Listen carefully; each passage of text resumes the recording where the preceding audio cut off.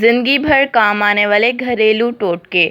برسات کے موسم میں بستر اور گدوں کو نمی سے بچانے کے لیے ٹیلکم پاؤڈر استعمال کریں۔ اگر گدے پر تھوڑا سا ٹیلکم پاؤڈر چھڑک کر اوپر سے بیڈ شیٹ بچھائی جائے تو گدے نمی سے محفوظ رہیں گے۔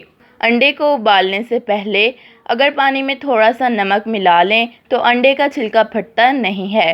اگر لیموں کا زیادہ رس حاصل کرنا چاہتے ہیں تو اسے اوون میں ہلکا سا گرم کر لیں یا پھر گرم پانی میں تھوڑی سی دیر کے لیے رکھ دیں۔ کھانے سے پہلے ہمیشہ تھوڑا سا نمک چکھنے کی عادت ڈالیں، اس سے انسان بہت سے امراض سے محفوظ رہتا ہے۔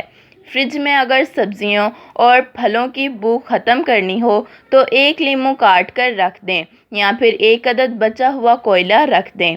اگر آپ کا چاندی کا زیور کالا ہو گیا ہے تو اس پر ٹوتھ پیسٹ لگا کر اچھی طرح ملیں۔ آپ کو ہماری آج کی ویڈیو کیسی لگی ہمیں کمنٹس میں ضرور بتائیے گا۔ ہمارے چینل کو سبسکرائب کر کے بیل کو ضرور پریس کر دیجیے گا۔ Thank you for watching.